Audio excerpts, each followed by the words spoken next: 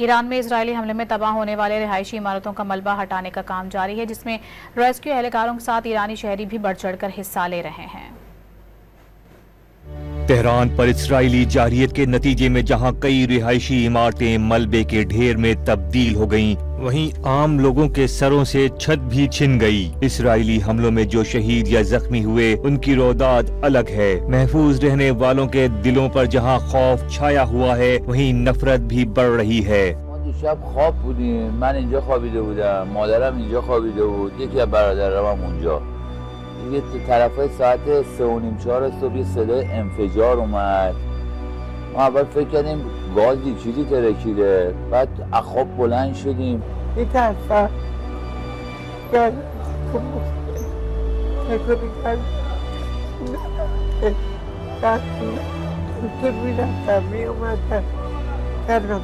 Israeli हमलों से रिहायशी इमारतों के अंदर तबाही के मनाजिर भी अपनी कहानी खुद सुना रहे हैं। टूटे दरवाजे और खिड़कियां और फर्श पर बिखरे कांच के टुकड़े, इन तबाहाल इमारतों के बाहर जमा लोग इसराइली बर्बरियत पर नोहा कना हैं। रेस्क्यू 115 और आम शहरी जहां मलबा हटाने का काम जारी रखे हुए हैं, वहीं एक दूसरे को तसल्ली भी दे रहे हैं।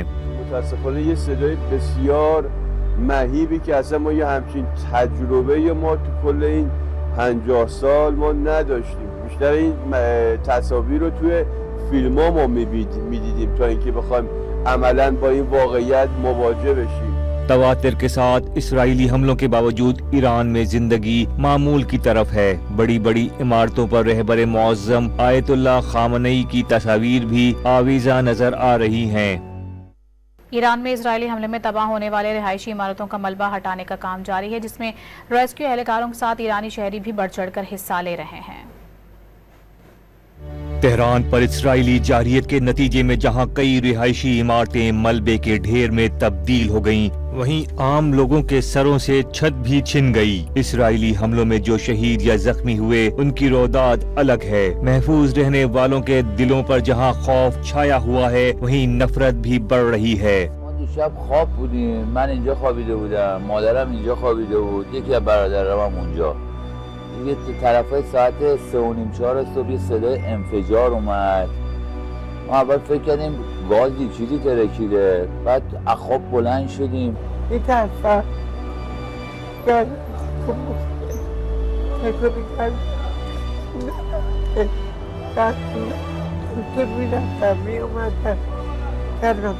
इसराइली हमलों से रिहायशी इमारतों के अंदर तबाही के मनाजिर भी अपनी कहानी खुद सुना रहे हैं। टूटे दरवाजे और खिड़कियां और फर्श पर बिखरे कांच के टुकड़े, इन तबाहाल इमारतों के बाहर जमा लोग इसराइली बर्बरियत पर नोहा कना हैं। रेस्क्यू 115 और आम शहरी जहां मलबा हटाने का काम जारी रखे हुए हैं, वहीं एक दूसरे को तसल्ली भी दे रहे हैं।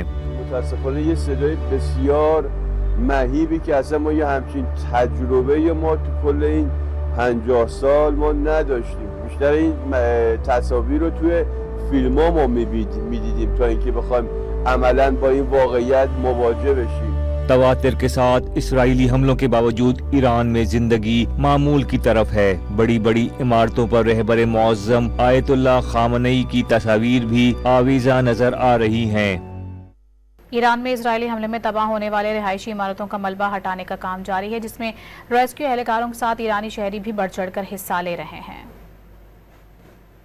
तेहरान पर इस्राइली जारियत के नतीजे में जहां कई रिहायशी इमारतें मलबे के ढेर में तब्दील हो गईं, वहीं आम लोगों के सरों से छत भी छिन गई। इस्राइली हमलों में जो शहीद या जख्मी हुए, उनकी रोदाद अलग है। महफूज रहने वालों के दिलों पर जहां खौफ छाया हुआ है, वहीं नफरत भी बढ़ रही है।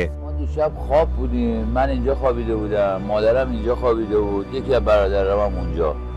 دیگه طرفای ساعت 3:30-4 صبح یه صدای انفجار اومد. ما اول فکر کردیم گازی چیزی ترکیده، بعد از خواب بلند شدیم. میترسم